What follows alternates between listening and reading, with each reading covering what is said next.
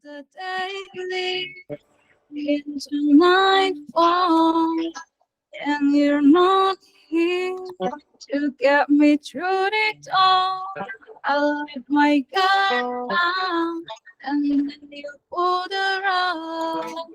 I was getting kinda used to being something. Now the day into nightfall, and you're not here to get me through it. I let my guard down, and you. I was getting kinda used to being someone. I let my guard down, and then you pulled the rug. I was getting kinda used to being someone you love.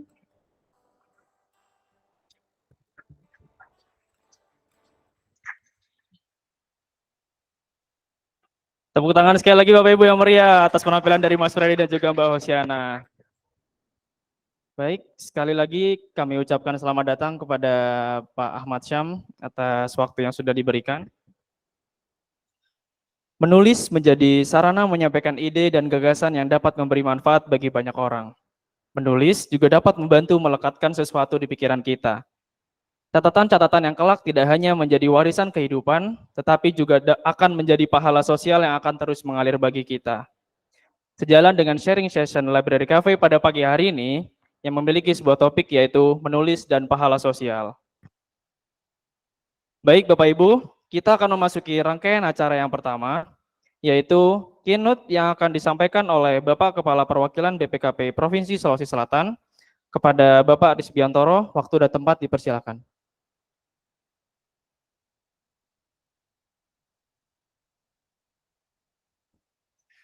Bismillahirrahmanirrahim. Assalamualaikum warahmatullahi wabarakatuh. Selamat pagi, salam sejahtera bagi kita semua.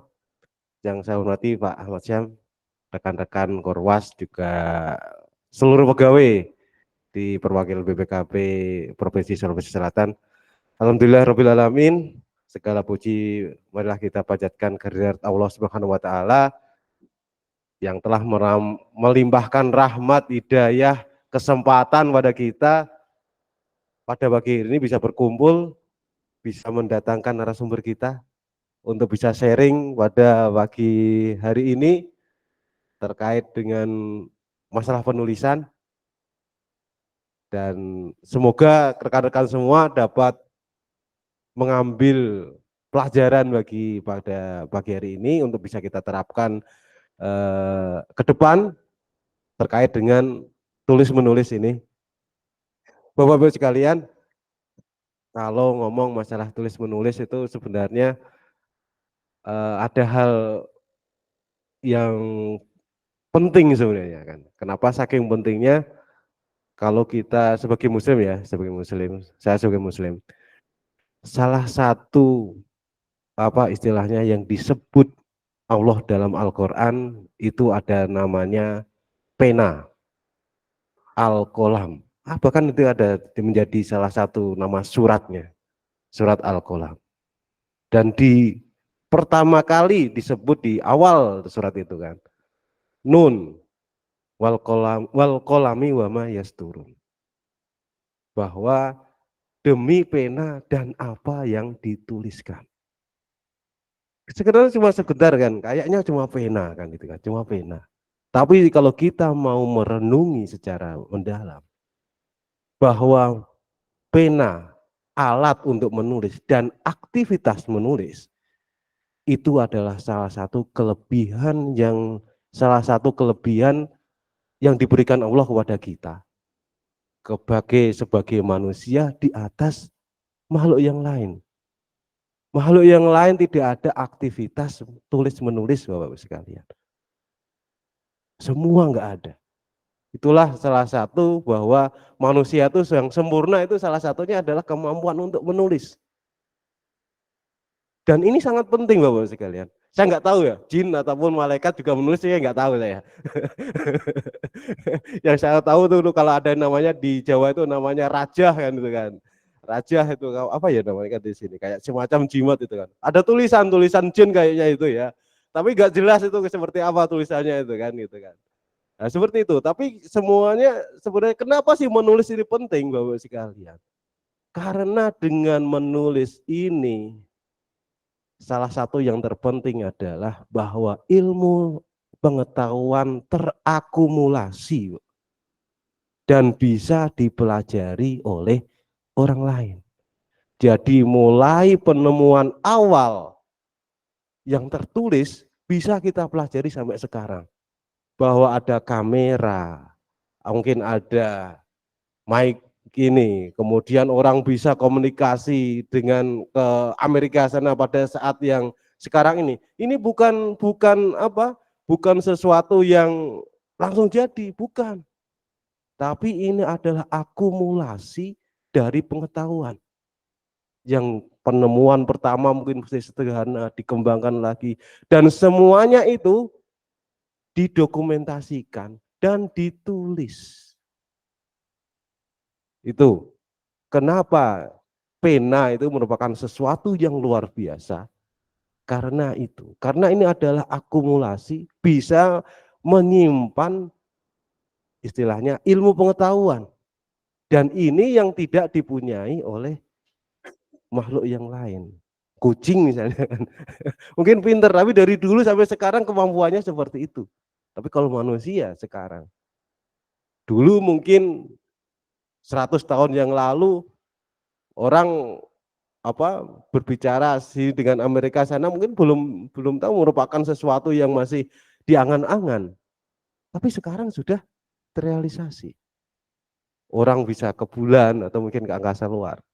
Itu dulu mungkin orang masih kayak itu kerjaan dengan kita kalau kerjasama dengan jin itu sihir gitu kan. Tapi sekarang bisa dibuktikan itu hanya karena yang namanya pena dan kemampuan kita untuk melakukan penulisan. Untuk itulah maka kita di sini kita belajar menulis kan itu kan. Dan kita sebagai pegawai di sini ASN, non ASN, PFA maupun non PFA semuanya harus bisa menulis. Karena apa? Ya kita tiap hari itu sebenarnya kerjaan kita harusnya biasanya untuk melakukan menulis. Kita melakukan dokumentasi. Ada surat, ada laporan, dan segala macam. Itu adalah proses menulis. Makanya kita harus belajar bisa menulis dengan yang baik di situ. Jadi saya di sini sebagai kepala perwakilan tiap hari mencermati tulisan dari bapak-bapak ibu semua. Dari saya bisa tahu karakter bapak-bapak ibu semua itu dari tulisannya bapak ibu sekalian kan itu kan. Betul itu kan gitu kan. Ada yang rumit, ada yang sederhana kan itu kan. Itu cara menulisnya gitu kan. Gitu kan. Jadi ada yang mungkin kalau sekali nulis itu kan satu paragraf itu satu halaman itu satu kalimat aja itu kan. Ada juga yang seperti itu kan. Kalau kita baca sampai ngos-ngosan itu. Tapi demikian nggak apa-apa lah kan itu kan. Jadi kami berharap sebenarnya kita meningkatkanlah kemampuan menulis kita kan itu kan. Dan mumpung saya di depan ini dan temanya adalah menulis, saya berharap pada bapak-bapak sekalian, ya kalau menulis itu sederhana aja kan itu kan. Ini pesan saya kan itu sebagai korektor kan. Karena mestinya kalau nulis itu simple. Karena kadangkala masalahnya kita, terutama yang auditor ya, auditor tuh kadang menulis untuk dirinya sendiri kan gitu kan. Di luar dia sendiri nggak paham apa yang dia tulis kan. Gitu. Jadi supaya orang lain paham dengan mudah untuk paham apa maksud kita menuliskannya dengan simple. Dengan rumus yang paling sederhana. Subjek, predikat, objek, keterangan. Udah itu aja. Kemudian kalimat kedua, subjek, predikat, objek, keterangan. Itu orang akan lebih mudah, kalimat aktif itu orang lebih mudah mencerna apa sih yang akan kita maksud, yang akan kita tulisan kita itu. Kan. Kalau pasif, kehilangan subjek, itu orang menduga-duga, ini subjeknya yang mana? Masih seperti itu. Jadi bisa ada kemungkinan kita bias untuk menafsirkan apa yang kita tulis. Kalau kita menulis dalam istilahnya pasif, untuk pasif ya, gitu. Jadi sekalian saya di sini meminta kawan-kawan sebenarnya menyederhanakan tulisan kita sehingga mudahlah kita untuk mencerna, baik itu untuk surat, terutama surat itu cuma 2 paragraf atau 3 paragraf aja, gitu kan. Dari situ kadang kala yang 2 paragraf 3 paragraf itu jika sendiri susah untuk menangkap apa sih maksudnya gitu. Jadi ketika kita sudah bisa menyediakan subjek, predikat, objek, insya Allah maksud dari kita menulis itu bisa tersampaikan dengan baik kan. Dan mungkin komunikasi karena menjadi lancar, kemudian istilahnya salah persepsi itu dihindari kan seperti itu kan. Dan mungkin itu adalah penulisan formal ya nih. Nanti mungkin kalau Pak Syam ini penulisan yang lebih informal mungkin ya. Dan mungkin kenapa informal kita juga penting? Karena dalam deliver informasi itu sangat penting juga kejelasan tadi. Tekniknya kita menulis itu seperti apa kan itu kan. Karena apa? Kadang di kita di BPKP sebenarnya informasi yang kita peroleh itu adalah informasi-informasi yang kita gali adalah informasi yang jauh lebih sebenarnya detail, lebih istilahnya berharga kan gitu kan, dibandingkan dengan mungkin kawan-kawan kita yang nulis di wartawan atau segala macam. Tapi kemudian kita penyajian kan itu kan, penyajian yang kita sampaikan, yang kita bikin, ketika kita menyajikannya itu tidak pas itu kan, akhirnya mungkin lebih menarik orang membaca majalah Tempo atau majalah yang lain kan gitu kan, seolah-olah informasinya menarik. Tapi kalau kita lihat sebenarnya informasinya cuma tidak sedalam yang kita punya. Jadi sebenarnya kemampuan kita juga menulis, mengungkapkan itu penting juga. Makanya kita sekarang belajar lah, kita ada belajar membuat SHP kan gitu kan. Jadi mungkin kawan-kawan yang masih anggota tim, belajarlah nggak apa-apa lah kita.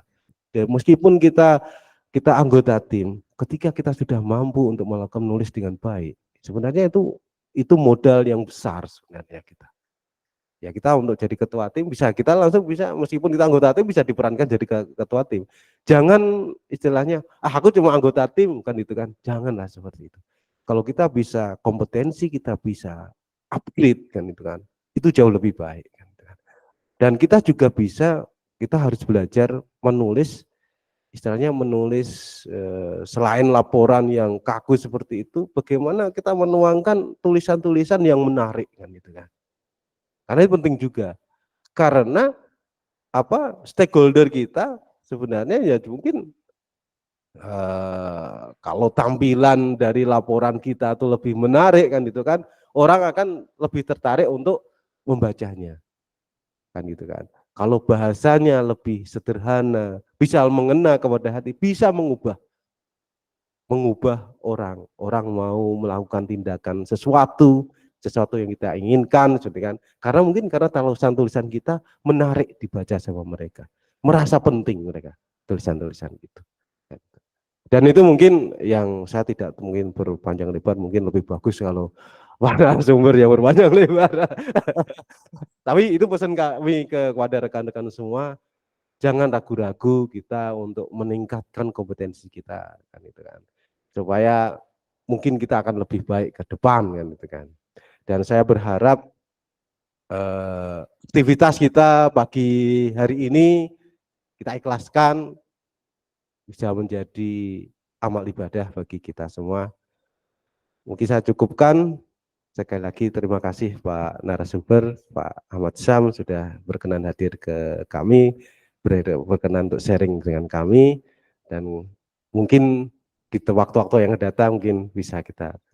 Mungkin itu aja dari saya cukupkan. Wabillahi taufik wal hidayah. Assalamualaikum warahmatullahi wabarakatuh.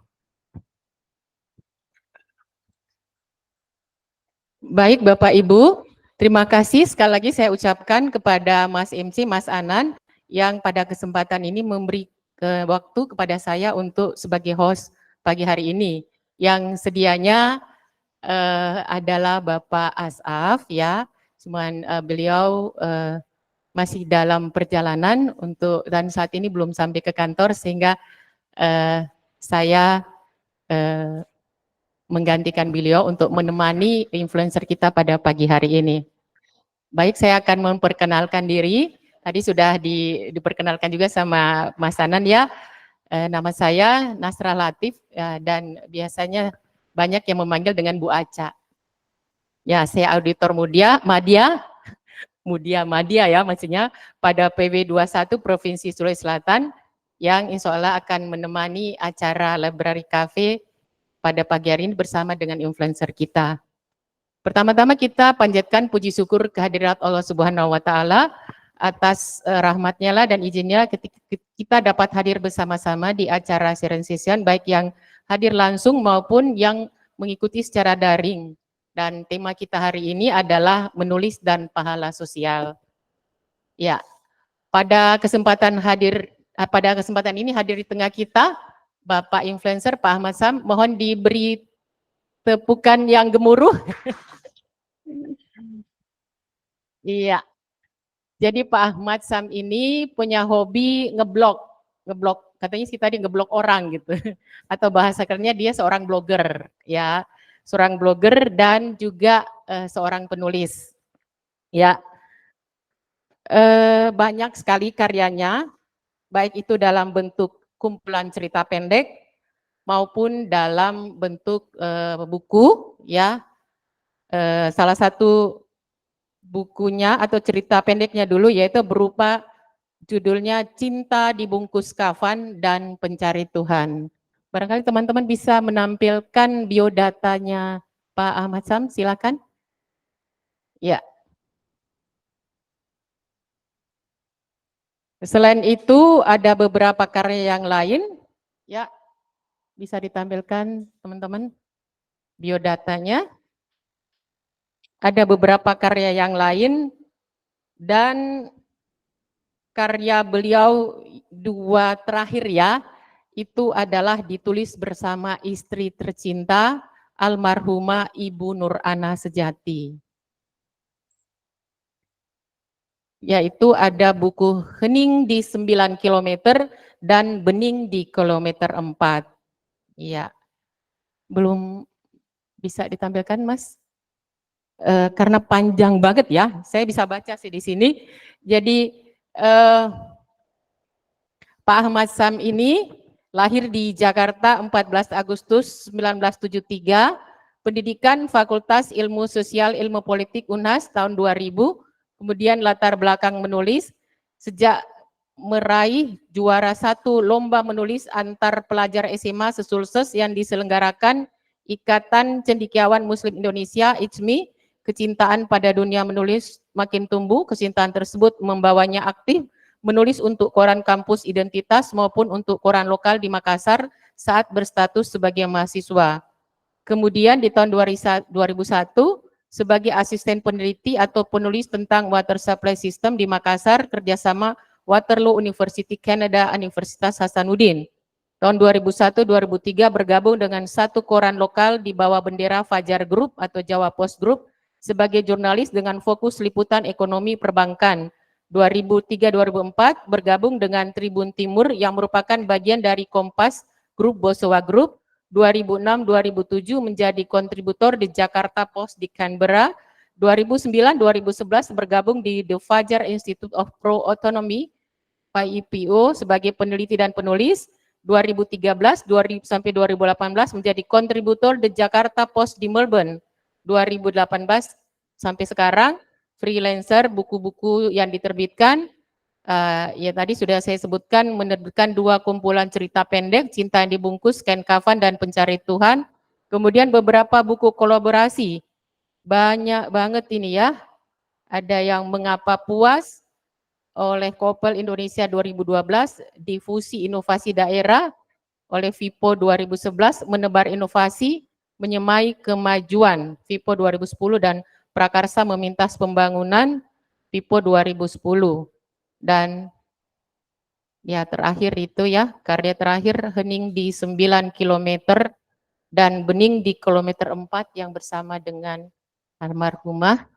Ini sampai sekarang lagi di ini apa ya, banyak sudah mulai dipublikasikan dan dijual ya ke umum.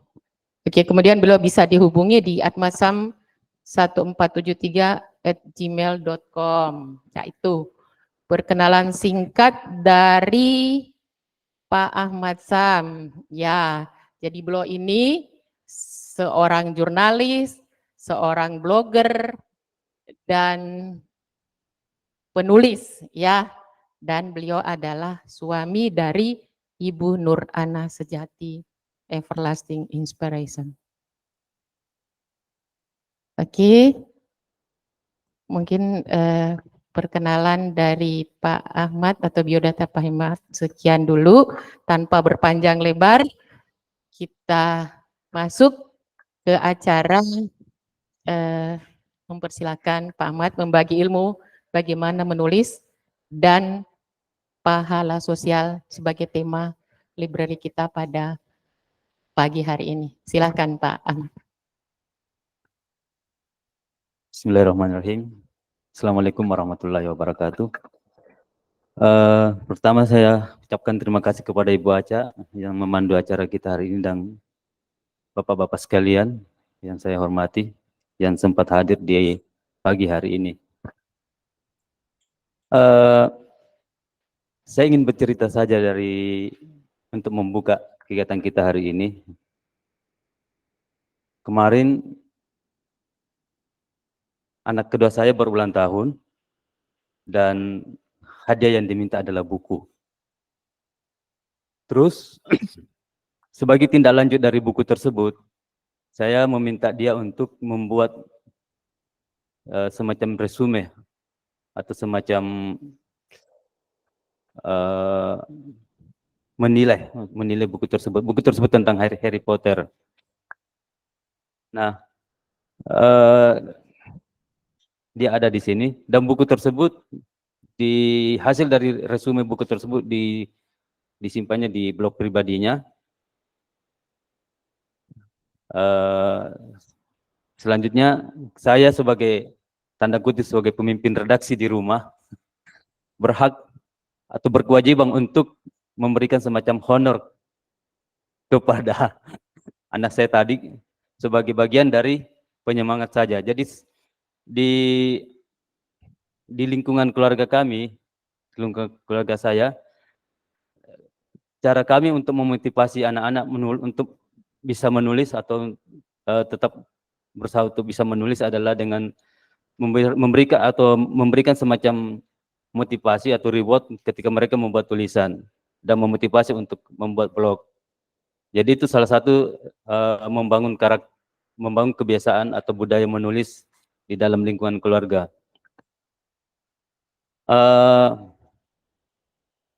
Sebenarnya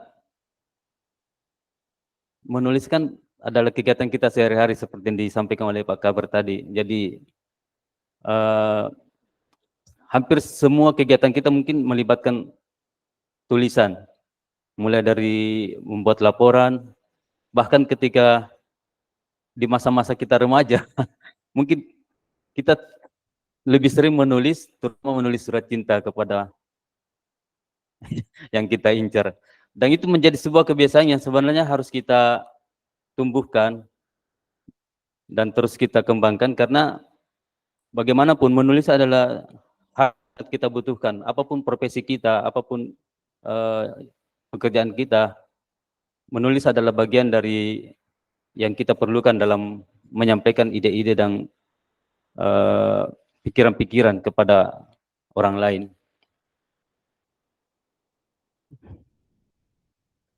Tahun 2029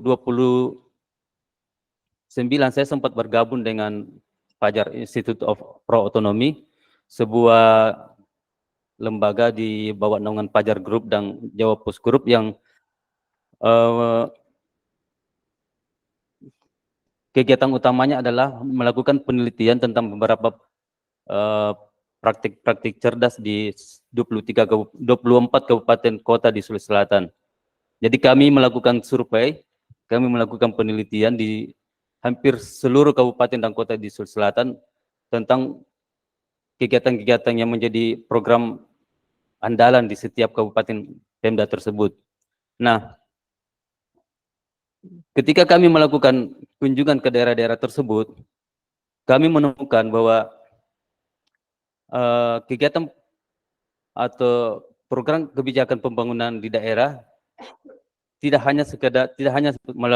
hanya berupa pembangunan jembatan atau infrastruktur, tapi ada pembangunan manusia yang kalau ditulis itu jauh lebih menarik ketimbang pembangunan. Setiap hari menulis status. Panjang pendeknya status kita kan tidak jadi masalah, yang penting kita sudah menulis. Yang ingin saya sampaikan bahwa dari mana kita sebenarnya memulai menulis? Yang pertama adalah kita harus menulis apa yang kita ketahui. Karena dengan menulis apa yang kita ketahui, itu bisa memudahkan kita untuk lebih menyampaikan ide dan pikiran kita, gagasan-gagasan kita. Yang kedua, tulislah apa yang ada di sekitar kita. Jadi itu bisa memudahkan kita untuk menulis, karena apa yang kita ketahui, apa yang ada di sekitar kita itu sangat dekat dengan kita, dan itu bisa kita lihat secara langsung dan kita bisa pindahkan ke dalam tulisan-tulisan atau catatan-catatan. Yang ketiga, untuk memulai menulis, hal lainnya adalah kita mengetahui isu-isu terkini, baik dari mungkin artis, gosip-gosip terbaru dari artis, atau mungkin gejala-gejala politik kekinian, itu bisa kita jadikan sebagai bahan yang kita bisa tulis dengan mudah karena kita mengikuti perkembangannya. Kita mengetahui seluruh seluk-beluk berita tersebut dan kita bisa menyampaikannya, kita bisa menuliskannya dalam bentuk mungkin dalam bentuk diary atau semacam status-status Facebook yang atau di IG yang mungkin sekitar 500-600 kata lah. Nah, dari situ kita bisa memulai bahwa menulis sebenarnya bukan hal yang sulit karena kita melakukannya setiap hari. Kita bisa melakukannya setiap hari. Nah, hal lainnya yang seperti yang saya sampaikan di awal-awal bahwa menulis itu juga bisa kita mulai dari memotivasi diri dengan membuat semacam blog pribadi. Blog pribadi ini untuk hal-hal awal biasanya tulisan-tulisan yang ringan-ringan saja biasanya. Tapi pada level tertentu kita bisa meningkatkan level blog pribadi kita menjadi blog pribadi yang berbayar misalnya. Jadi ada beberapa teman yang blognya itu sudah bisa menghasilkan cuan misalnya.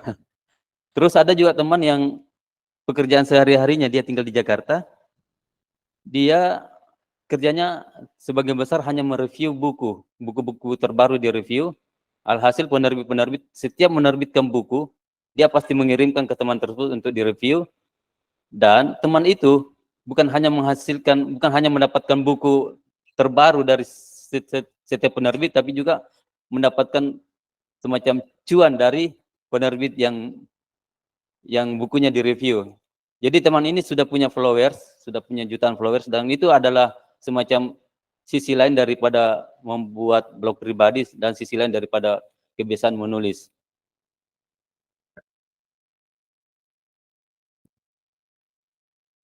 Nah, bagaimana membuat sebuah tulisan menjadi menarik? Ada beberapa hal yang perlu kita perhatikan. Misalnya, sebuah tulisan itu biasanya memiliki judul dan memiliki lead. Judul itu semacam pintu gerbang. Ibarat rumah, judul itu adalah pintu gerbang dari sebuah bangunan. Nah, kalau kita membuat tulisan, terus kita memulainya dengan membuat judul, itu bagian dari kesalahan awal yang kita lakukan. Kan biasanya kalau kita membuat tulisan kan kita biasanya membuat judulnya dulu.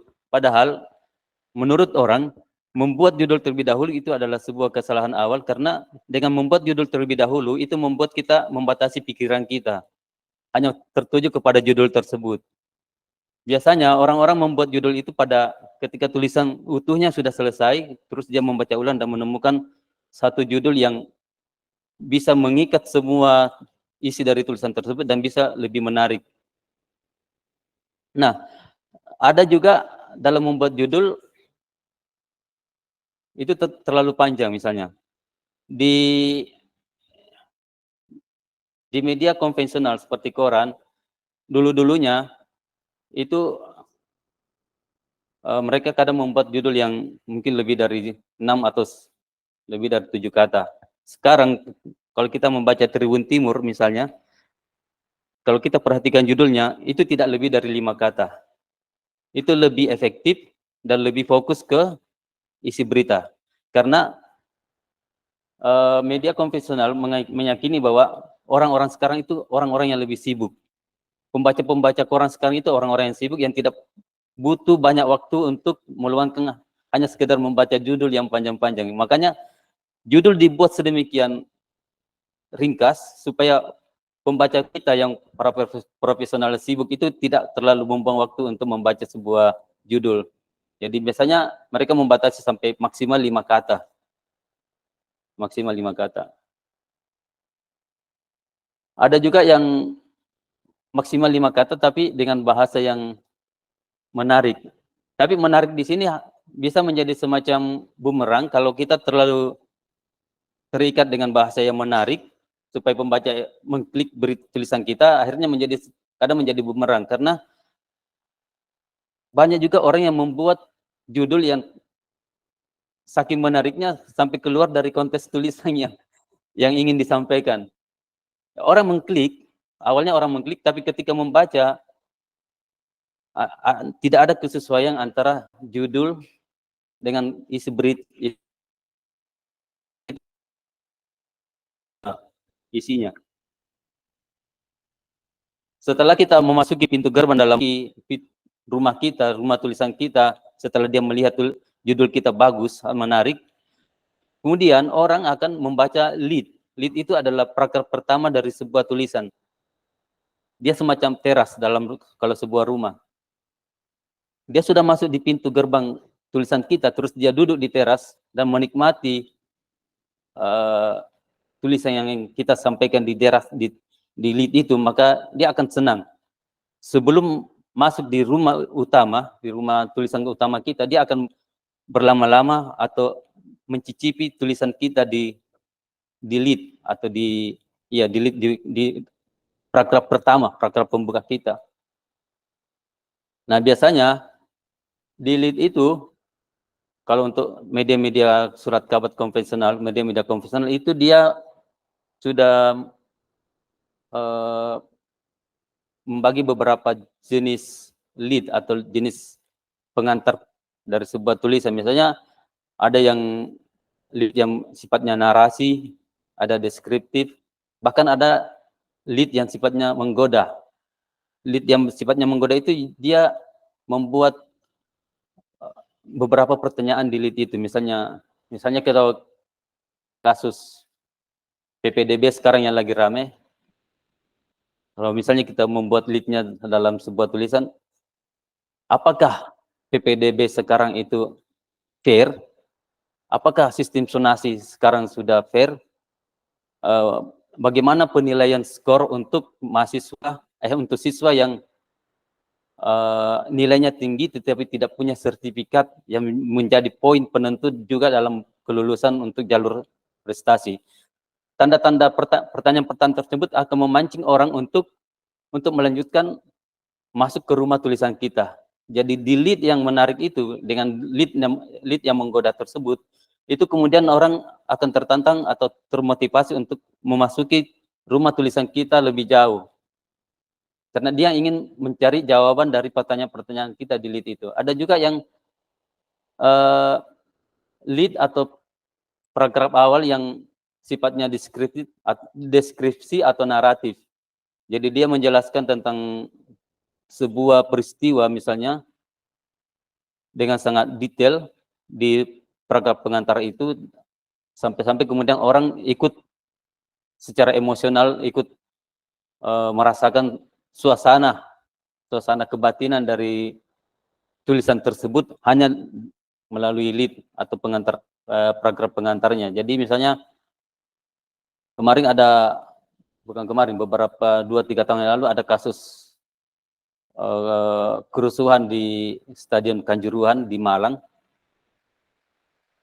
Kalau kita mengikuti berita-berita waktu itu, kita bisa melihat bahwa ada beberapa lead yang sangat kuat yang menggambarkan, mendeskripsikan bagaimana suasana penonton yang berdesak-desakan terus disemprot dengan gas air mata dari keamanan, dan beberapa orang berjatuhan karena tidak tahan dengan gas air mata tersebut. Itu menjadi semacam deskripsi yang sangat kuat untuk menjelaskan bagaimana suasana lapangan Kanjuruhan waktu itu yang kemudian menimbulkan banyak korban jiwa pada saat itu. Nah, model-model lead tersebut sangat penting karena akan menjadi pembuka pintu kedua orang-orang untuk membaca tulisan kita.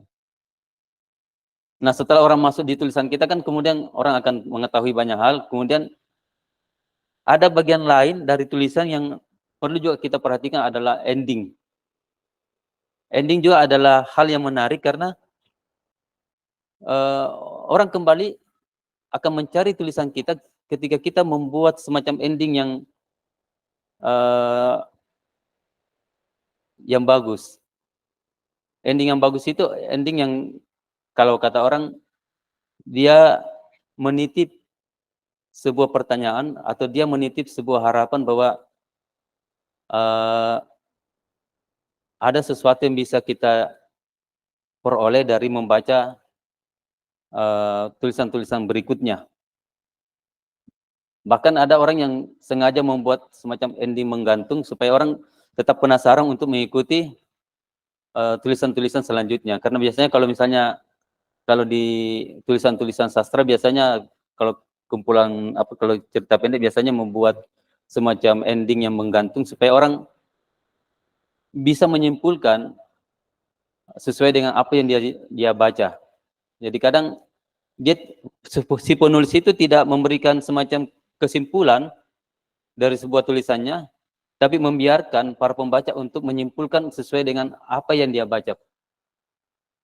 Penulis membuka kesempatan bagi semua pembaca untuk membuat semacam kesimpulan sendiri-sendiri. Jadi si penulis tidak mengantar untuk ini loh kesimpulan yang saya bikin, ini akhir dari tulisan saya dan ini opini saya, dan ini yang harus diikuti oleh pembaca. Tidak, si penulis yang baik, yang objektif, dia memberikan ruang kepada pembaca untuk bisa menyimpulkan sesuai dengan apa yang dia pikirkannya. Jadi dia tidak mengikuti kesimpulan yang dibuat oleh penulisnya, tapi dengan ending yang menggantung tersebut, pembaca bisa memiliki ruang yang sebebas-bebasnya untuk menyimpulkan apa yang sudah dibacanya. Karena orang kadang melihat suatu tulisan atau suatu catatan itu kan orang kadang biasa berbeda-beda persepsinya, tergantung dari kadang latar belakang pengetahuan, latar belakang mungkin ideologi, pemikiran dan semacamnya. Jadi kesimpulan itu tidak dibuat satu, tapi diserahkan kepada publik untuk menyimpulkan masing-masing. Nah, setelah pemahaman-pemahaman bahwa tulisan adalah seperti sebuah rumah yang memiliki pintu gerbang, yang memiliki teras, yang memiliki isi, kemudian memiliki bagian belakang yang harus semuanya menarik. Hal lainnya yang perlu kita perhatikan adalah bahwa menulis itu membutuhkan semacam bahan bakar. Nah, bahan bakar itu dari mana kita sebenarnya mendapatkan bahan bakar untuk menulis itu, bahan-bahan untuk menulis itu? Dari pengantar awal saya sampaikan bahwa bapak-bapak dan ibu-ibu yang sering bepergian, perjalanan dinas misalnya, bertemu dengan banyak orang di atas bus saja, di atas mobil saja, itu bisa bertemu dengan orang yang kalau bapak-bapak dan ibu membuka pembicaraan, itu bisa mendapatkan banyak pengetahuan, banyak informasi. Orang biasanya tertarik, kalau kita menulis orang biasanya tertarik dengan orang yang menulis orang, karena istilahnya human interest. Orang biasanya misalnya kalau kita misalnya di atas bus atau di atas mobil, kita ketemu dengan para pedagang yang mau berjualan di pasar, terus kita ngobrol, terus kita tulis pengalaman si ibu, si bapak pedagang itu dalam sebuah tulisan dengan pilihan sudut pandang yang menarik, itu akan dibaca oleh banyak orang, karena orang tertarik dengan apa yang orang lain lakukan, apa yang orang lain rasakan. Biasanya seperti itu. Nah, dalam perjalanan dinas saja kita ke daerah, kita sudah bisa menemukan banyak bahan sebenarnya. Terus kita ketemu dengan pemerintah daerah misalnya, SKPD, stakeholder tentang sebuah kebijakan. Nah, di situ kita juga bisa menemukan banyak sekali bahan, bukan hanya karena kita membawa semacam penugasan dari kantor misalnya untuk melakukan suatu pemeriksaan untuk satu bagian, tetapi kita bisa menggali informasi di luar penugasan tersebut yang mungkin nantinya bukan tujuan kita untuk membuat semacam laporan ke kantor, tapi untuk konsumsi pribadi kita saja misalnya. Misalnya kita ngobrol dengan SKPD tentang apa sih sisi manfaat dari pembangunan atau kebijakan tersebut bagi masyarakat, biasanya kan begitu. Kadang atau kita juga bisa menanya langsung ke masyarakat sebagai penerima manfaat dari sebuah program atau kebijakan, apakah program tersebut betul-betul secara manfaat bisa dirasakan langsung oleh masyarakat atau hanya sekedar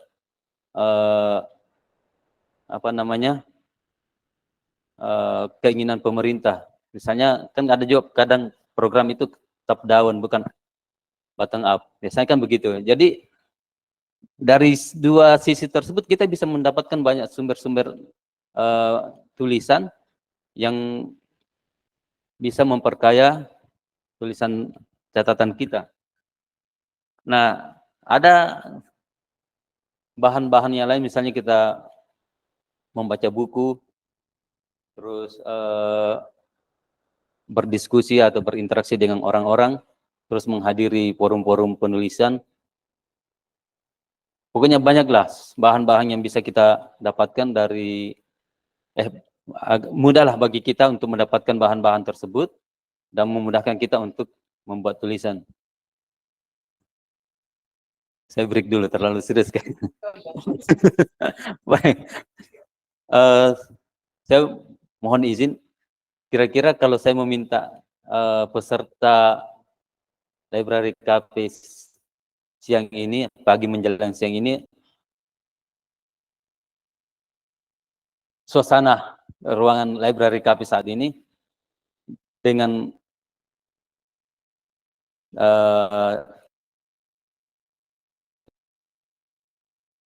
cafe kita siang ini.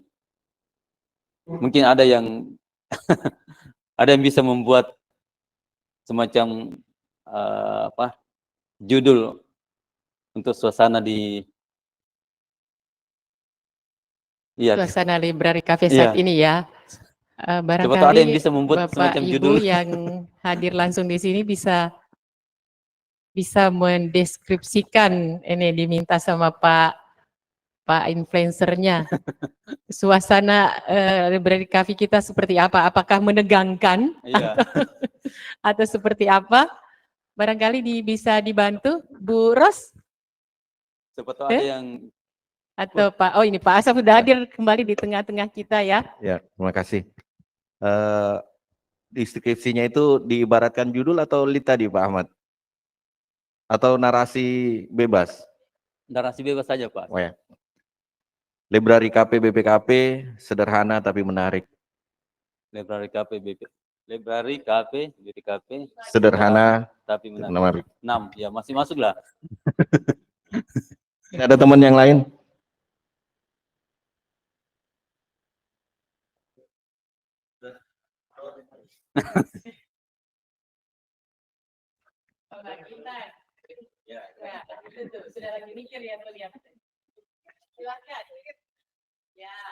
Apa ini? Apa ya, Bu? Library Cafe BPKP bermanfaat dan apa ya?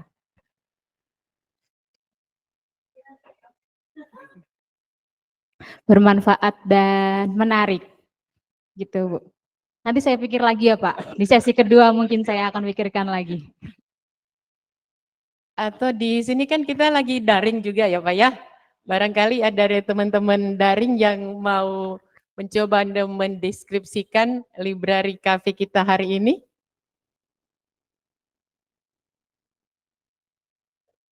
Ada nggak? Ini ada 19 ya, 19 orang yang mengikuti. Ya. Sersan ya. Nah, itu Pak Ahmad mungkin Iya. ada 3. Nah. Terima Pak kasih. Mas Imsi mau nambahin? Iya, terima kasih. Di awal-awal saya sempat mendengar ada yang mengusul bahwa bagaimana kalau sekali-sekali hiburan library KP itu pakai dandu koplo. Jadi bisa saja judulnya seperti ini apa? Library KP BPKP Sulsel tanpa dandu koplo ini.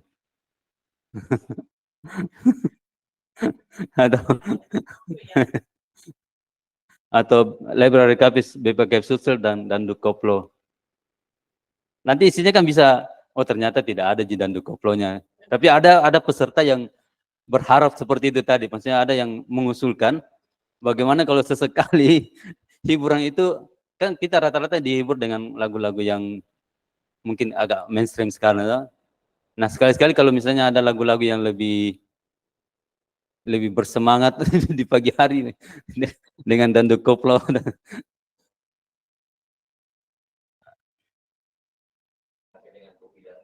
Iya.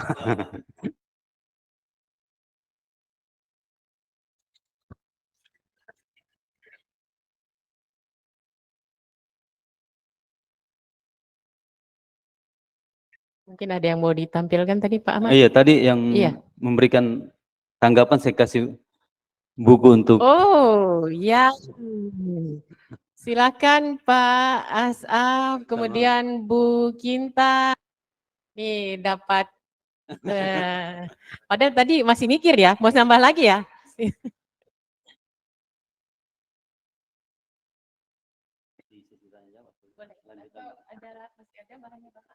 Akhirnya kita buka tanya jawab ke teman-teman.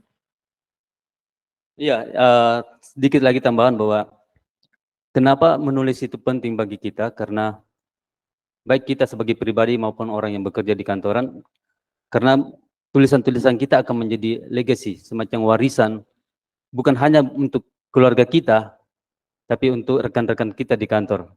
Misalnya, kalau kita membuat semacam seperti yang pernah dibuat oleh Bu Aca dan teman-teman di sini, yang para IKT, di rumah masih ada beberapa para IKT yang suatu waktu saya masih sering membacanya. Itu menjadi semacam legacy, semacam warisan yang pada sisi yang lain itu bukan hanya mewariskan pengetahuan tentang masa lalu, ya mungkin masih bisa diterapkan di sekarang, tetapi juga menjadi semacam hiburan bagi orang-orang yang, karena di situ juga ada humor-humornya, dan itu bisa menghibur orang. Dan kalau saya membaca beberapa humor di para ikat di Tempo dulu, itu saya tersenyum bahagia, dan itu menjadi semacam pahala bagi orang yang membuat atau memasukkan sisi hiburan di majalah tersebut. Itu menjadi, karena dia sudah menghibur orang, itu menjadi semacam pahala yang mungkin tidak terputus selama orang masih membaca majalah tersebut. Nah, itu sebenarnya salah satu cara untuk memotivasi diri kita semua bahwa semua tulisan itu pasti ada pembacanya. Dan semua tulisan itu pasti akan mewariskan sesuatu bagi, bukan hanya bagi keluarga, tapi bagi orang-orang setelah kita. Mungkin kita di kantor, mungkin kita sudah lama pensiun, tapi ketika orang membaca hasil laporan kita, terus orang mendapatkan banyak manfaat dari laporan kita, menemukan banyak sisi yang berbeda dari laporan-laporan yang lainnya, maka kita juga akan mendapatkan semacam reward dari Yang Maha Kuasa bahwa apa yang kita lakukan, apa yang kita tulis beberapa waktu yang lalu, ketika kita masih aktif sebagai pegawai, itu kemudian masih bisa dirasakan oleh orang-orang setelah kita. Itu semacam cara memotivasi diri kita untuk terus menulis.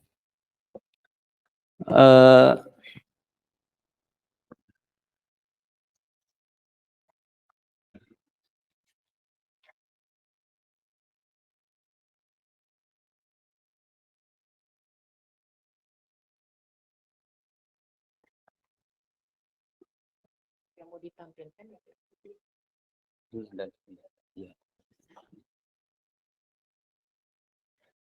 Nah, catatan lain tentang kepenulisan adalah ada beberapa bagian yang membuat tulisan kita bisa menjadi menarik. Misalnya tentang proximity, dalam sebuah tulisan itu ada yang namanya proximity. Misalnya ketika kita membuat tulisan, kita memikirkan apakah tulisan saya ini, segmen tulisan saya ini sebenarnya untuk siapa. Misalnya kalau kita membuat tulisan yang ingin menarik perhatian banyak orang di sekitar kita, maka kita memperhatikan proximity atau kedekatan dengan kita. Misalnya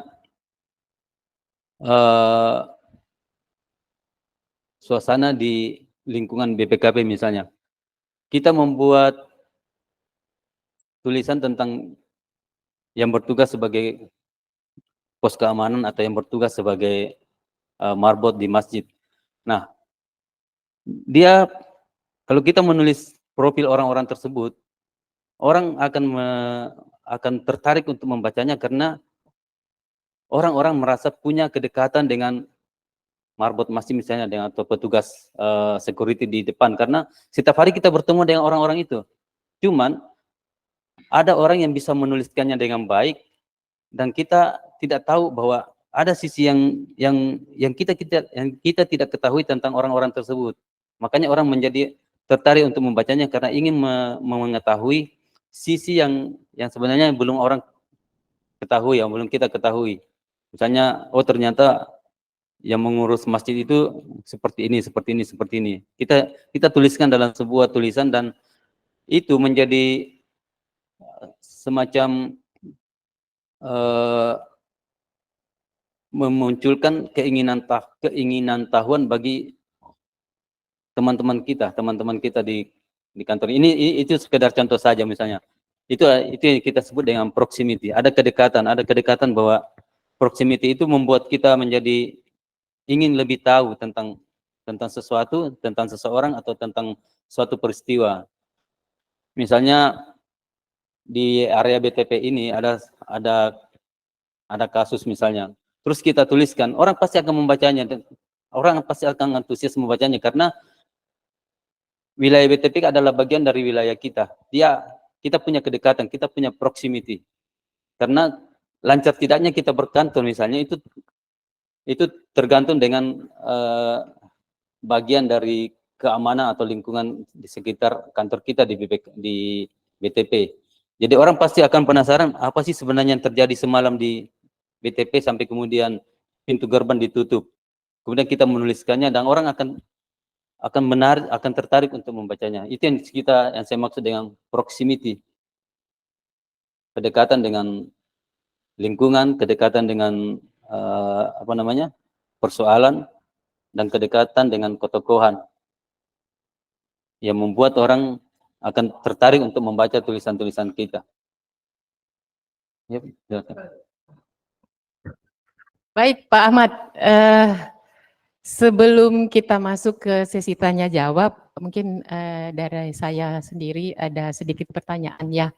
Nanti mohon Bapak Ibu yang hadir langsung di sini dengan yang hadir secara daring untuk bertanya juga. Lah ini mumpung ada ahlinya loh tentang menulis ya. Jadi saya tertarik di sini bagaimana Bapak menggambarkan tadi bahwa menulis itu seperti diandaikan kayak sebuah rumah ya Pak ya. Kita masuk di judul itu sebagai pintu gerbang gitu. Kemudian judul itu tahunya saya baru tahu juga judul itu jangan ditentukan duluan ya, terlebih dahulu begitu ya saya nangkapnya. Karena kalau ditentukan terlebih dahulu itu akan membatasi pikiran-pikiran kita. Nah, itu. Kemudian judul jangan terlalu panjang. Kalau bisa maksimal atau tidak lebih dari 5 kata. Wow, itu juga sesuatu yang bagaimana ya memilih maksimal 5 kata yang bisa menggambarkan apa yang kita mau tulis itu sesuatu yang bagi saya masih agak sulit ya. Biasanya kita membuat judul itu agak panjang gitu. Kemudian ada lagi tentang lead. Lah ini lead saya sangat tertarik di sini karena berhubungan dengan kalau kita menulis SHP, biasanya kan di depan kita ada lead-nya ya, abstraksinya. Ya. Lah di sini itu dia bisa membentuk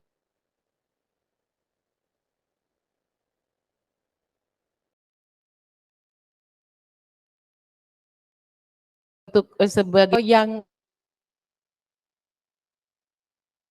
kira-kira ada poin-poinnya nggak? Bagaimana mengungkapkannya begitu? Bisa ini kali Pak ya. Itu satu. Kemudian satu lagi endingnya menutup dengan sebuah harapan. Ya, itu salah satunya ya. Itu seperti apa kira-kira realnya bentuk narasinya atau kalimatnya gitu Pak. Mungkin itu dulu dari saya. Nanti akan disambung oleh teman-teman yang lain. Ya, silakan. Ya, makasih banyak Ibu Aca. Kalau di lead yang seperti yang saya sampaikan sebelumnya bahwa lead adalah semacam teras dalam sebuah rumah,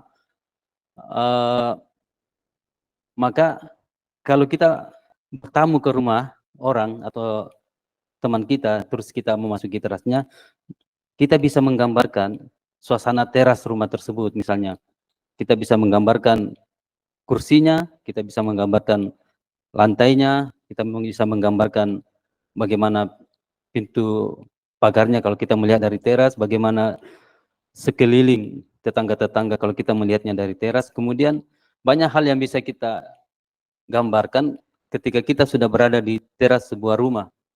Nah, begitu juga dengan sebuah tulisan. Tulisan adalah semacam pembuka, lead adalah semacam pembuka sebuah tulisan, dan di lead itu kita bisa menumpuk di situ poin-poin penting yang akan kita jelaskan secara lebih detail di dalam rumah tulisan kita. Misalnya kalau di media konvensional itu ada yang istilahnya 5W tambah 1H. Kemudian ada lagi, sekarang ini ada lagi tambahannya menjadi 5W tambah berapa H. Jadi misalnya kalau di 5W, siapa, mengapa, bagaimana, di mana, itu adalah bagian-bagian yang ada di dalam lead sebuah tulisan, dan itu bisa menggambarkan secara awal tentang tulisan yang kita buat. Misalnya kita mau menulis tentang apa yang lagi tren sekarang di Makassar, ya, tentang kasus apa yang pembukaan super apa namanya itu yang di Super W, ya, ya Super W. Nah, kita bisa membuat tulisan tersebut dengan membuat semacam lead yang menarik, misalnya dengan mempertanyakan siapa yang memberikan izin, bagaimana proses perizinannya, bagaimana masyarakat bisa mendapatkan manfaat dari bisnis baru tersebut di Makassar, dan siapa yang dirugikan dan siapa yang diuntungkan. Misalnya dengan dengan pembukaan lead seperti itu kemudian orang menjadi semacam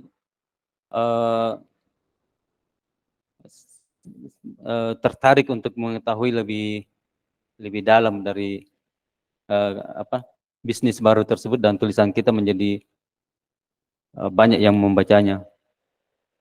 Terus yang tentang ending yang memberikan harapan kepada orang untuk terus melanjutkan membaca tulisan-tulisan kita. Jadi kalau orang misalnya tertarik dengan ending yang kita buat, itu bukan hanya orang tidak hanya akan membaca tulisan kita 1 kali, 2 kali, tapi orang akan terus mencari tulisan-tulisan kita berikutnya, karena dengan ending yang kuat, dengan ending yang tidak memberikan satu kesimpulan, tapi membuka kesempatan untuk menyimpulkan bagi pembacanya, itu membuat orang untuk terus mencari tulisan-tulisan kita. Ya begitu.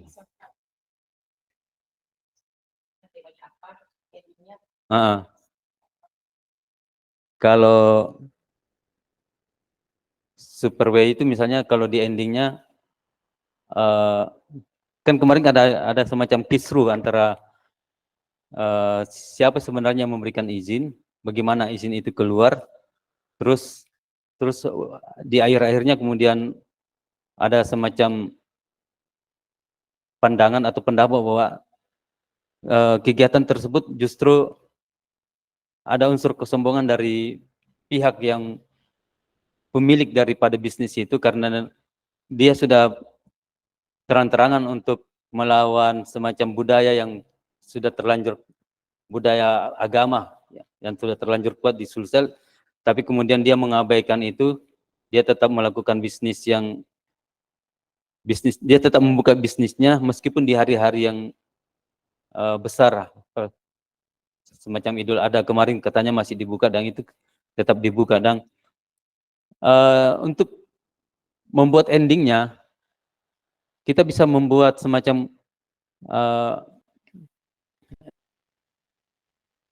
bahwa bagaimana kelanjutan daripada bisnis Super W ini, karena mungkin dia didukung oleh kekuatan yang juga tidak kalah besarnya di belakang bisnis tersebut, tapi kemudian mendapat kalah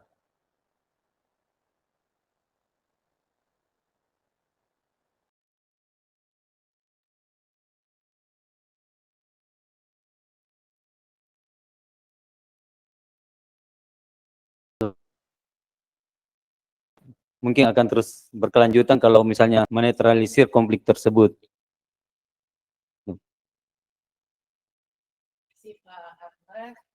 Kali ada teman-teman yang atau Bapak Ibu yang mau bertanya? Mbak Abi, Pak. Pak Asaf, silakan Pak. Terima kasih Pak Ahmad. Sebelumnya saya mohon maaf Pak, saya tidak melaksanakan amanah yang di ini ke saya. Saya sudah berusaha semaksimal mungkin Pak, tapi qadarullah saya ditakdirkan terlambat Pak. Awalnya bus itu dijadwalkan tiba di Makassar jam 3 atau jam 4. Ternyata sampai di Pangkep itu sudah jam 9 lewat Pak. Dan qadarullah saya berusaha semaksimal mungkin, saya lewat tol tetap aja terlambat. Saya mohon maaf sekali lagi Pak Ahmad. Saya mohon maaf Pak. Kemudian ke pertanyaannya Pak, ada 2. Yang pertama, ini kaitannya dengan penugasan kami di BPKP Pak. Kalau tadi Pak Ahmad mengulas bagaimana kita menulis misalnya di ending supaya menarik pembaca untuk membaca lagi tulisan-tulisan kita berikutnya. Nah, kalau di BPKP Pak, kami memberikan ilustrasi, kita di BPKP itu menulis biasanya untuk mengidentifikasi permasalahan-permasalahan, kemudian dari permasalahan itu kita memformulasikan rekomendasi untuk perbaikan. Nah, harapan kami dari rekomendasi yang kami buat itu, aksi yang kita harapkan dari pembaca justru menindaklanjuti, melaksanakan rekomendasi kita, Pak. Nah, mungkin yang kami ingin berdasarkan pengalamannya Pak Ahmad, kira-kira bagaimana cara menarasikan suatu rekomendasi supaya orang yang membaca ini tertarik untuk melaksanakan apa yang kita rekomendasikan, Pak. Karena kinerja kami sebenarnya, Pak, bukan seberapa banyak temuan kami, tapi seberapa banyak pembaca itu yang berwenang menindaklanjuti apa yang kami sarankan, apa yang kita rekomendasikan, Pak. Nah, ini mungkin nanti kami mohon mungkin berdasarkan pengalamannya Pak Ahmad, bahasa-bahasa seperti apa sih yang bisa menggugah pembaca lebih mudah untuk melaksanakan apa yang kita rekomendasikan. Itu yang pertama, Pak. Kemudian yang kedua, terus terang saya termasuk pengagumnya Pak Ahmad, di samping sebagai penulis yang produktif, beliau juga produktif mendampingi penulis agar produktif, bahkan bisa melahirkan generasi penulis. Nah, contohnya adik Aila dengan adik Amira, kedua-duanya terus terang saya kalah dengan beliau, sudah melahirkan, berhasil menerbitkan buku. Nah, ini mungkin kami mohon juga tips-tipsnya Pak Ahmad, bagaimana kita bisa melahirkan generasi penulis, generasi literasi, Pak, yang bisa menerbitkan buku-buku. Ini yang penting, Pak, karena sebagian besar dari kita ini kan ya bukan hanya untuk diri sendiri, tapi bagaimana kita bisa memberikan semangat dan bisa mencetak seorang penulis. Mungkin itu dulu Pak Ahmad. Terima kasih. Iya, makasih banyak Pak. 2010 waktu saya masih bergabung di The Fajar Institute of Pro Autonomy, dan kita waktu itu aktif ke beberapa daerah dan kabupaten kota untuk menilai dan melihat beberapa program andalan di setiap kabupaten dan kota. Di Enrekan saya kebetulan bertemu dengan program mikrohidro untuk membuat listrik begitu. Sebenarnya program ini punya beberapa skala, ada skala kecil, menengah, sampai yang besar, dan diendrekan dengan potensi air sungai yang deras. Itu sebenarnya peluang untuk membuat mikrohidro itu sangat besar. Sementara di sisi yang lain, Enrekan dengan hampir 80% itu penuh dengan pegunungan, itu mempersulit untuk PLN untuk membangun perangkat-perangkat listriknya sampai ke Enrekan. Nah, kami kemudian bertemu dengan dari pejabat di Pemda, kemudian bertemu dengan beberapa kepala SKPD yang terkait dengan proyek tersebut, terus bertemu dengan kepala desa dan masyarakat biasa, masyarakat di setempat. Kemudian kami mencoba mengambil apa sebenarnya permasalahan yang utama, sampai kemudian dari dulu program seperti ini sebenarnya sudah harus ada, tapi kemudian butuh waktu beberapa lama untuk dijalankan dan dikembangkan. Nah, di bagian akhir daripada kunjungan kita tersebut, kami membuat semacam tulisan yang menggambarkan potensi-potensi desa tersebut, kemudian apa saja yang bisa dikembangkan, apa saja yang menjadi kendala. Itu dari hasil kami bertemu dengan semua stakeholder termasuk masyarakat setempat. Kemudian kami buatkan tulisan yang saya tidak bawa bukunya, bagaimana tulisan tersebut bukan dalam sebuah bentuk laporan yang sangat kaku dengan bahasanya, tapi kami membuat semacam tulisan yang lebih ringan, yang lebih mirip features, bukan tulisan yang bentuk laporan, tapi dia seperti features. Jadi kami menggambarkan dari awal suasana kebatinan warga desa, bagaimana mereka berharap bahwa keberadaan listrik itu sangat dibutuhkan bagi anak-anak yang ingin belajar di malam hari, bagi anak-anak yang ingin mengaji di malam hari, bagi orang-orang yang punya kegiatan bisnis, usaha-usaha kecil menengah, kemudian bisa sangat membutuhkan asupan listrik. Nah, kami menggambarkan semua itu menjadi sebuah catatan, bukan sebuah laporan yang kaku, dan menjadi semacam rekomendasi bagi Pemda untuk diupayakan. Jadi dengan menggugah semua stakeholder, menggugah semua para pengambil kebijakan dengan bahasa-bahasa yang lebih menarik, ya, bahasa-bahasa yang menyentuh suasana kebatinan para pengambil kebijakan tersebut. Kemudian program tersebut akhirnya menjadi sebuah program yang diperhatikan oleh pemerintah daerah. Jadi setelah itu kemudian ada beberapa proyek-proyek yang kemudian dikerjakan, yang sudah ada, kemudian ditingkatkan kapasitasnya dengan penambahan turbinnya misalnya, dan di daerah-daerah yang belum ada aliran listriknya kemudian dicari potensi sungainya, kemudian dibuatkan semacam mikrohidro, dan itu berawal dari catatan-catatan yang dibuat dengan biasa saja, dengan tidak menyerang sana sini, kenapa ini belum ada. Tapi kami mendeskripsikan dengan bahwa sebenarnya program tersebut program yang sangat dibutuhkan oleh masyarakat.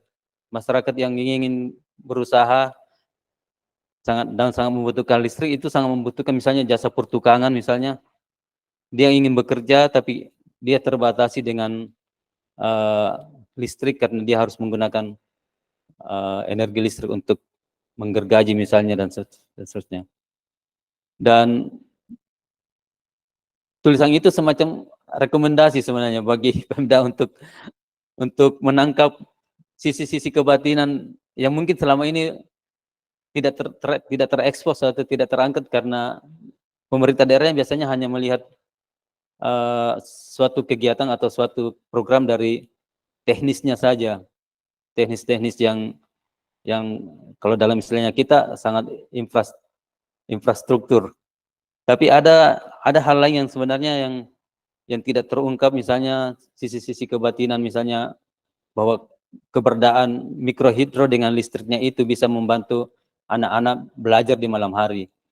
Tidak hanya di siang hari, karena selama ini di sana yang awal-awalnya itu anak-anak cuma bisa belajar di siang, mengaji dan belajar di siang hari. Karena kalau malam mereka terbatasi sama alat penerangan yang tidak maksimal. Sementara kalau seperti itu terus-menerus, maka generasi di pedalaman Endre kan tidak akan berkembang lebih cepat. Harus dibuat semacam akselerasi kegiatan supaya anak-anak tidak hanya bisa belajar di siang hari, tapi juga bisa di malam hari. Iya, gitu.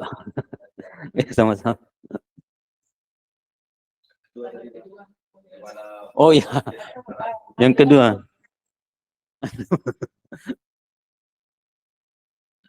Sebenarnya kebetulan saja sebenarnya kalau di lingkungan keluarga ada semacam budaya untuk menulis, karena dahulu waktu anak-anak pernah bersekolah di negara tetangga, di sekolah di sana SD-nya itu tidak ada PR matematika. PR anak-anak sekolah di sana itu cuma membaca buku dan membuat tulisan. Jadi budaya mereka itu, jadi setiap anak itu dibekali satu buku, tidak tebal, buku-buku yang ukuran-ukuran sedang saja, yang tipis-tipis begitu. Terus harus dibaca tuntas dalam seminggu, dan tidak hanya dibaca, tapi dibuatkan semacam ulasan tentang buku tersebut. Itulah PR-nya. Dari kelas 1 sampai kelas 6, PR-nya cuma membaca dan menulis. Tidak ada PR matematika. Nah, dari kebiasaan itu kemudian kami beranggapan bahwa ini penting untuk diteruskan bukan hanya pada saat di sana, tapi setelah kembali ke Indonesia misalnya, penting untuk diteruskan karena ini budaya yang baik, literasi adalah budaya yang baik. Jadi setelah itu kami tetap memberikan semacam penugasan dari orang tua, penugasan kepada anak-anak untuk menulis dengan memberikan semacam. Makanya waktu itu yang kami lakukan adalah membuat semacam pengantar atau lead di awal-awal dengan bercerita, dengan mengisahkan apa yang dialami oleh masyarakat, apa yang dirasakan oleh masyarakat. Kita ceritakan secara lebih detail suasana kebatinan masyarakat. Itu menjadi bagian dari pengantar sebelum kita menjelaskan angka-angka, data-data yang sangat berat. Jadi bisa saja kita memasukkan unsur-unsur cerita, tapi bukan cerita yang mengarang ya. Maksudnya cerita yang kita gali dari masyarakat, cerita yang kita dapatkan dari masyarakat. Makanya sedapat mungkin kita tidak hanya bertemu dengan orang-orang Pemda misalnya, kepala SKPD, tapi kita juga bertemu dengan masyarakat, bertemu dengan warga biasa yang mungkin ada sisi yang lebih menarik yang bisa kita gali, yang bisa kita jadikan sebagai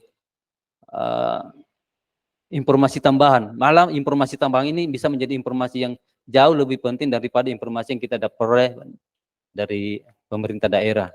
Iya, makasih.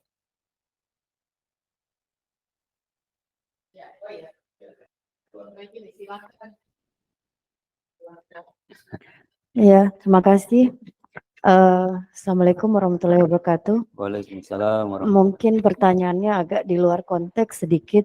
Tadi saya agak tertarik dengan penyampaian Bapak Ahmad Syam terkait reward yang diberikan pada Ananda Aila ya. Kalau tidak salah buku Harry Potter ya. Iya. Iya, kebetulan saya penggemar J.K. Rowling dan buku-buku Harry Potternya. Kalau boleh tahu summary apa yang sudah dirangkum dari buku Harry Potter itu, dan mungkin bisa di-share juga Adek nama blognya, tempat Adek menuangkan tulisannya supaya ada teman-teman yang tertarik dengan menulis juga bisa langsung membaca blog Ananda. Oke. Terima kasih. Assalamualaikum warahmatullahi wabarakatuh. Iya. Oh, banyak yang saya kasih ada di situ yang di slide ada. Yang di slide yang saya kirim ke Ibu aja. Iya, makasih. Jadi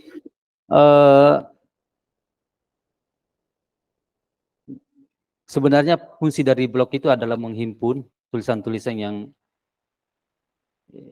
sudah dibuat, dan untuk semacam file yang nantinya suatu waktu kalau kita membutuhkannya,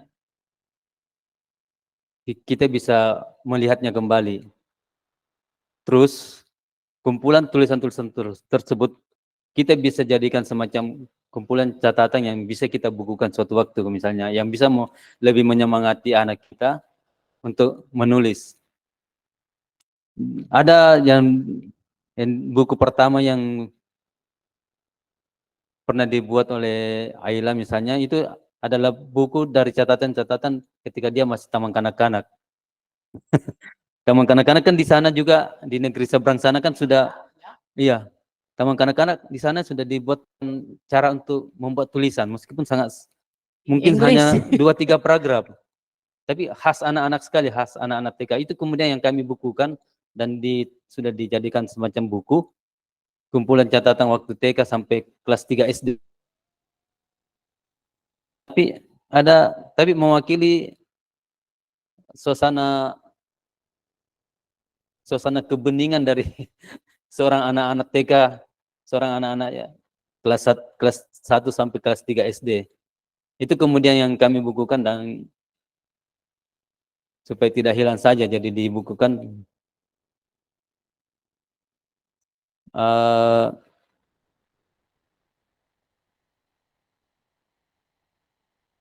Cuma kendalanya Aila ini karena bahasa Indonesianya masih terbatas untuk tulisan, jadi dia lebih senang menulisnya bahasa Inggris. Jadi ini bukan gaya-gaya pakai bahasa Inggris sebenarnya. Saya selalu menyarankan dia menggunakan bahasa Indonesia menulis, karena Suatu waktu dia pasti harus bisa menulis dalam bahasa Indonesia. Cuma karena untuk saat ini kemampuannya masih terbatas untuk bahasa Indonesia, jadi dia selalu meminta izin kepada saya untuk kalau bisa menulisnya dalam bahasa Inggris saja, karena dia lebih bisa menuangkan pikirannya dalam bahasa Inggris daripada bahasa Indonesia. Padahal itu kurang bagus sebenarnya, karena pembaca kita di Indonesia kan orang Indonesia, bukan orang Inggris. Jadi dulu kalau rewardnya itu hadiah-hadiahnya ya tergantung berapa panjang tulisannya. Semakin panjang, kalau lebih dari 1000 kata, 2000 kata, itu semakin besar juga. Semakin besar juga rewardnya. Kalau cuma 600 kata, 200 kata, 700 kata ya ada juga ini. Kayak ada hitungannya lah. Hitung-hitungan juga orang tuanya masalahnya. Nanti tekor kalau pemimpin redaksinya kalau terlalu besar juga. Iya.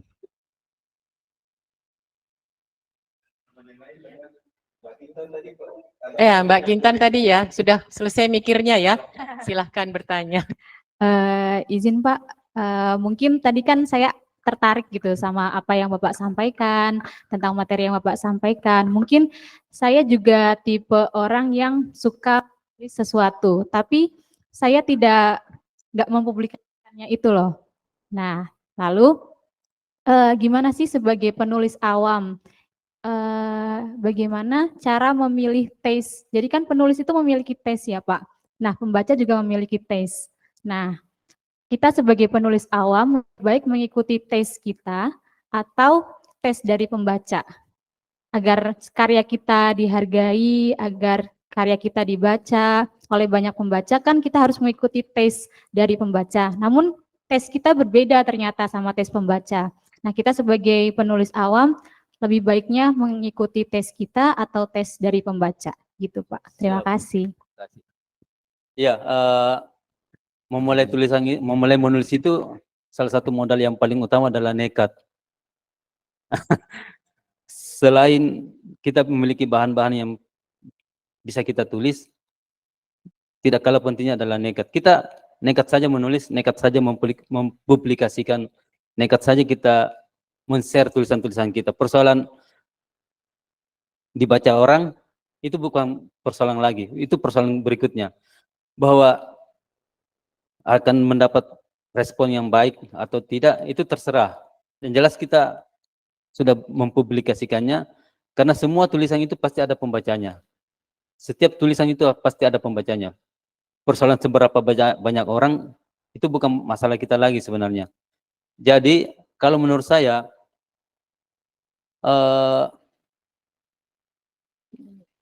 kalau persoalan rasa, kan setiap orang punya rasa. Kita menggambarkan sesuatu, misalnya, ini masalah topik saja sebenarnya. Ada topik yang kalau kita melihat satu pohon, kita bisa berbeda dengan orang lain, cara pandang kita.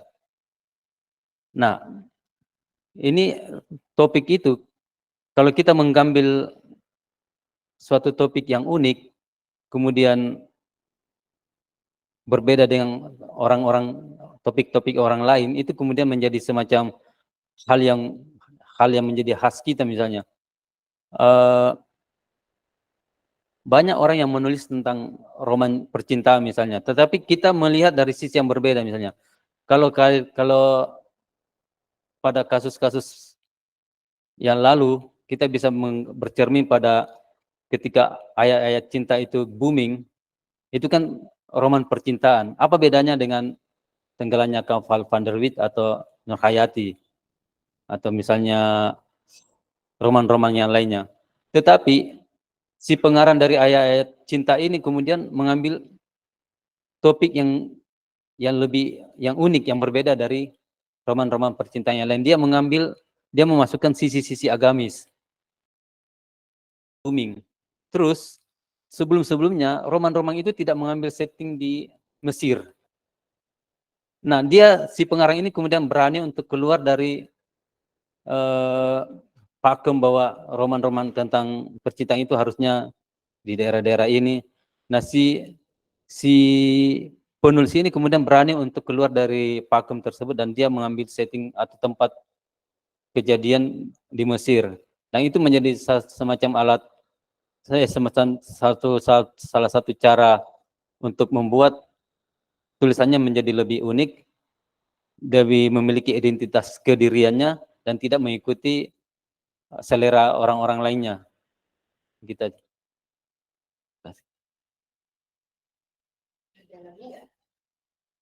Bu Abi mau sharing atau bertanya? Oh, belum. Di daring ada yang mau bertanya?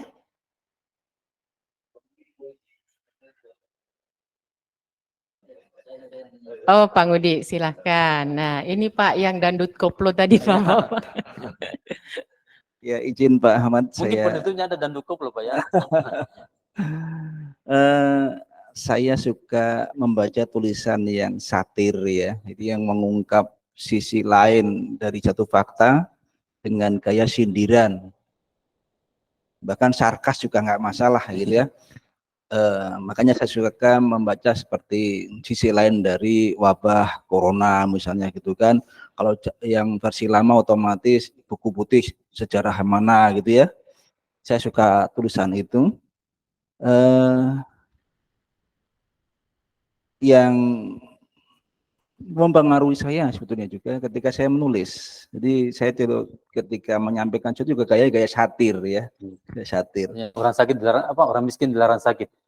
Namanya ada buku begitu.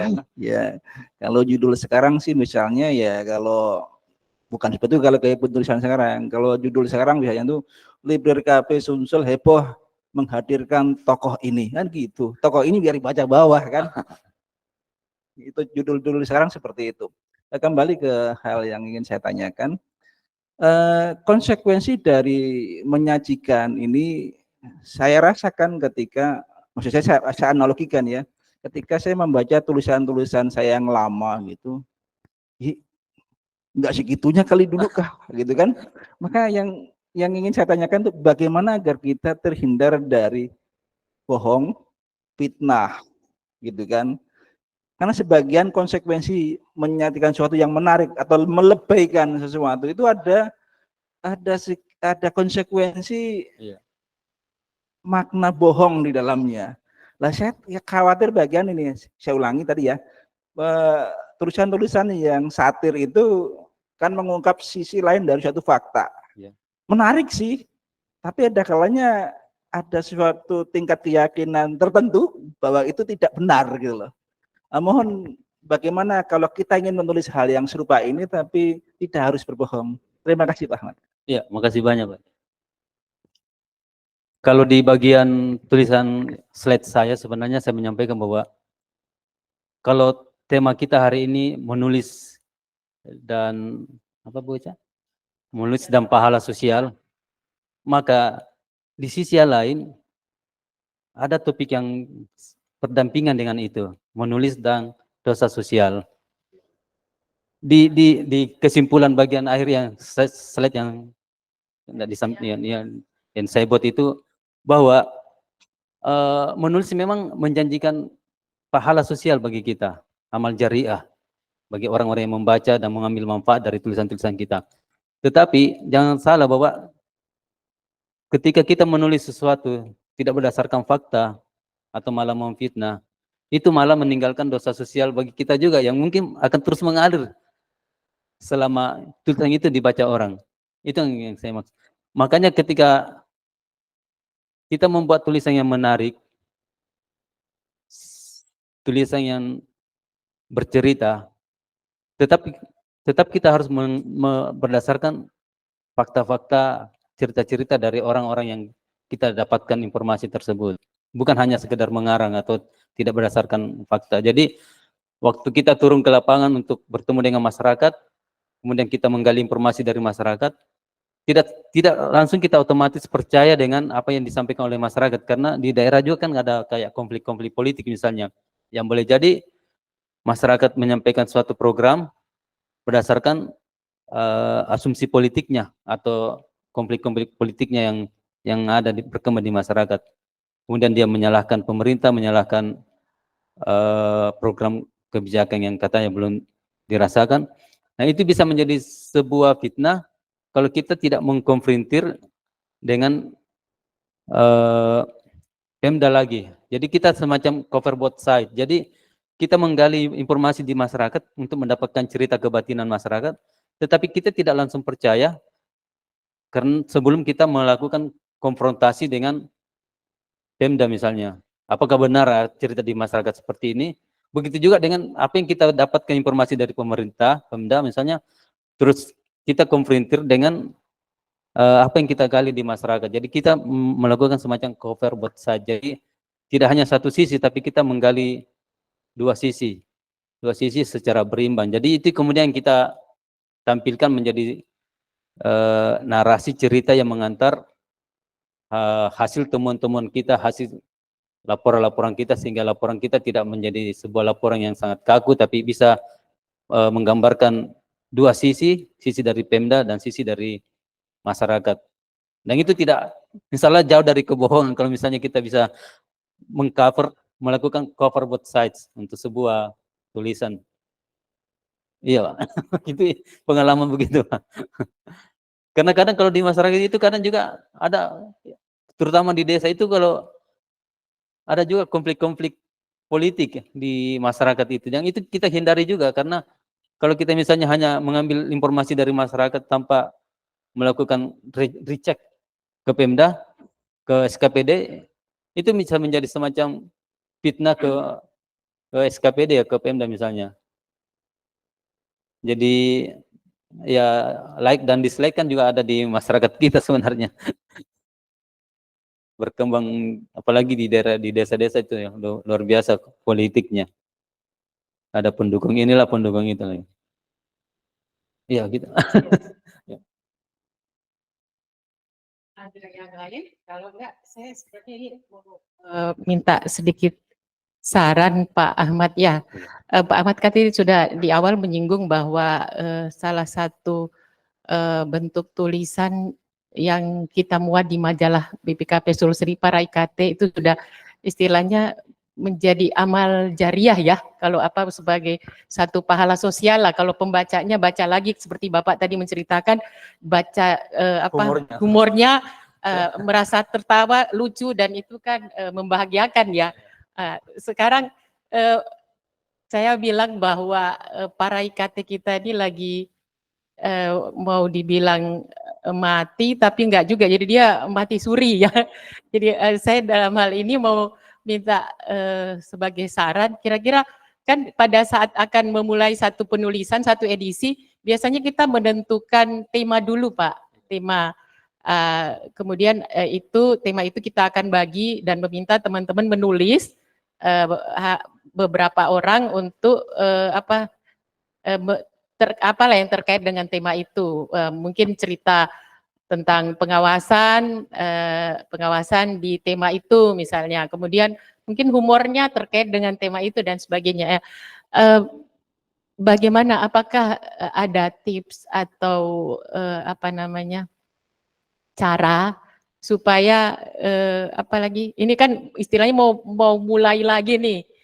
Saya berharap memang setelah acara ini teman-teman, terutama teman-teman yang baru bergabung, anak-anak muda ini, untuk bisa kembali menulis ya, kita bisa menerbitkan para IKT kita lagi yang sudah vakum ini sudah 3 tahun Pak.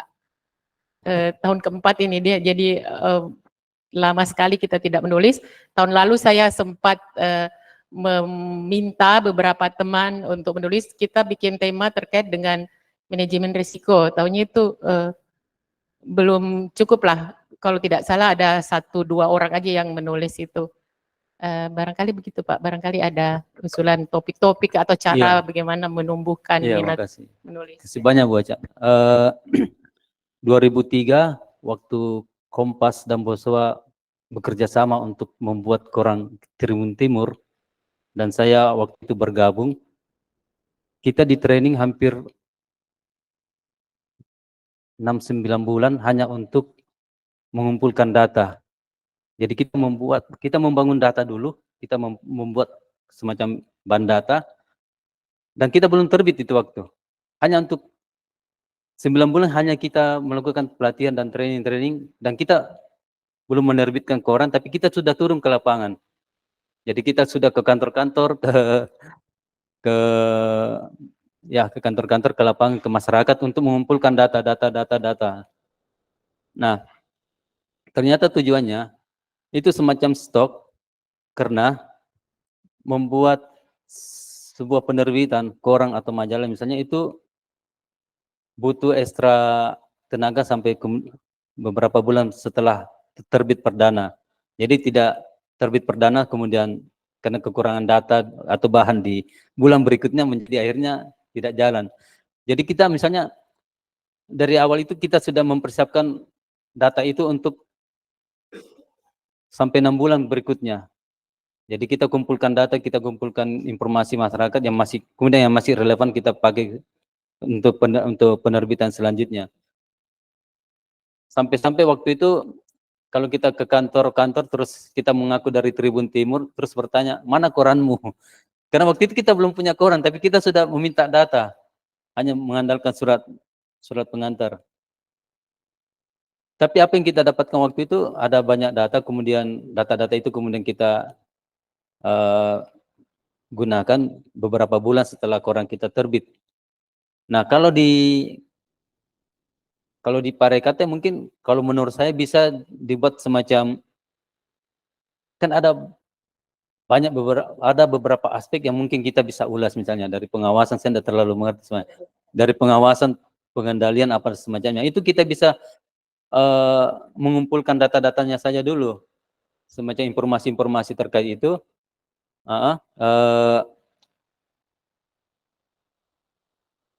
Ya kasus-kasusnya misalnya di Sulawesi ada berapa, angka-angkanya ada berapa, kasus-kasus korupsi misalnya, itu kemudian kita jadikan semacam bahan data. Kemudian kalau kita mau menulis tentang pengawasan dan korupsi, itu kita tinggal mengupgrade data-data lama tersebut, bahwa tahun lalu atau 2 tahun atau 3 tahun sebelumnya ini data korupsi di Sulawesi, itu kemudian menjadi semacam penambah atau memperkaya tulisan-tulisan kita sekarang.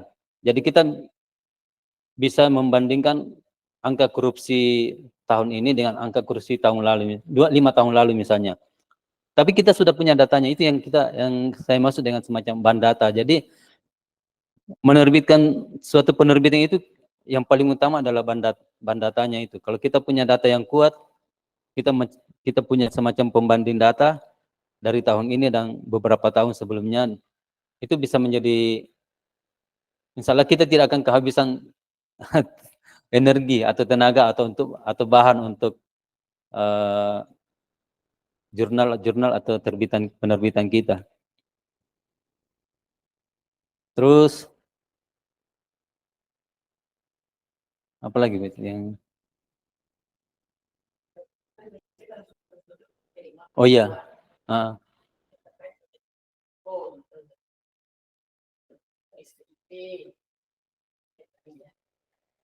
oh iya, itu saja yang kalau menurut saya, kalau yang topik-topik tersebut kan sebenarnya ada semacam regulasinya semua kan, Bu ya. Jadi kadang maksudnya regulasikan juga bagian daripada data. Jadi itu saja yang mungkin kita perkuat dulu, regulasi ini, perubahannya seperti apa, perbandingannya dengan sebelum-sebelumnya seperti apa, dan bagaimana prospek dari regulasi tersebut di masa-masa yang akan datang misalnya. Itu kemudian kita kumpulkan, terus kita membangun semacam tim-tim diskusi yang bisa mendiskusikan topik-topik tersebut atau regulasi-regulasi tersebut.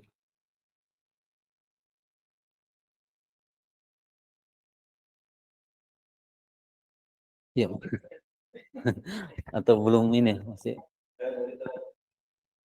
Iya, insya Allah kita coba ya Pak ya, karena terus terang kita memang belum melakukan seperti yang Pak Ahmad tadi katakan.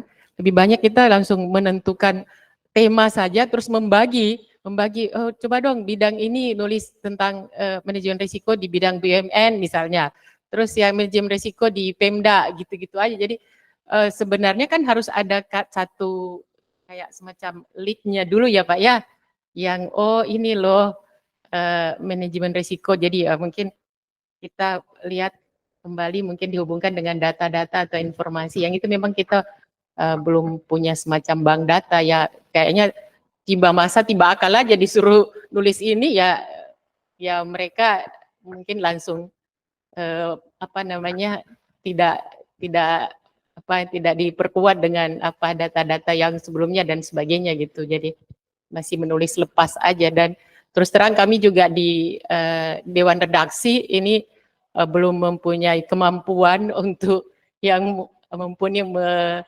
semacam mereview ya, atau regulasi Bu ya. Iya bukan tulisan itu Pak, kadang-kadang ya masih ya apa yang diterima dari penulis itu aja yang kita langsung, palingan kita koreksi bagaimana cara penulisannya, kata-katanya, tapi secara susunan satu koran itu ya itu lebih banyak dulu waktu masih almarhumah Bu Nur Ana yang bantu. Kalau sekarang kayaknya karena lama sudah vakum, sepertinya harus dimulai lagi itu. Iya, iya mungkin terima kasih Pak sudah ada usulan, semoga kita bisa coba ya melaksanakan dengan target para IKT kita harus terbit tahun ini. Mohon nanti kalau ada apa-apa kita mohon itu saran atau dukungan dari Pak Ahmad juga ya nanti ya. Bapak Ibu masih ada yang mau bertanya atau mungkin memberikan pendapat? Boleh disampaikan. Teman-teman yang di daring juga gimana? Masih ada ya, masih ada 21 orang nih yang setia ikut sampai dengan saat ini. Iya. Kalau tidak, ini jam kita sudah menunjukkan jam 12 kurang seperempat ya di jam tangan saya.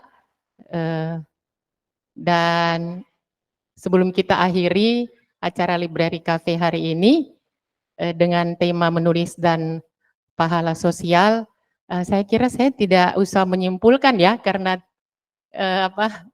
dalam diskusi kita dan tanya jawab ini sudah bisa terlihat atau tersimpulkan apa yang kita bahas hari ini. Iya, sekali lagi kami ucapkan terima kasih kepada Bapak Ahmad Sam beserta Di Aila yang sudah mau hadir di sini untuk mengisi acara Library Cafe kita pada hari ini. Ya, dan juga terima kasih kepada Bapak-bapak Ibu peserta yang hadir baik secara langsung maupun daring sudah mau mengikuti acara ini sampai dengan selesai.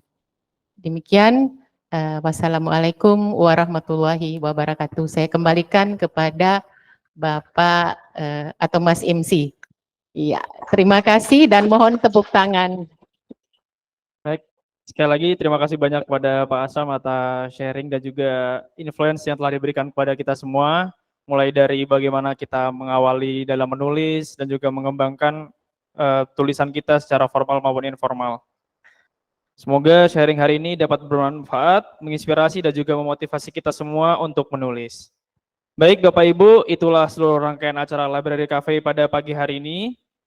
Sebelum kita tutup dan berfoto bersama, izinkan saya undur diri dengan sebuah pantun. Pergi ke pasar naik Ferrari, tampil menawan merah warnanya. Saya MC izin undur diri, bertemu kembali di Library Cafe berikutnya. Wassalamualaikum warahmatullahi wabarakatuh.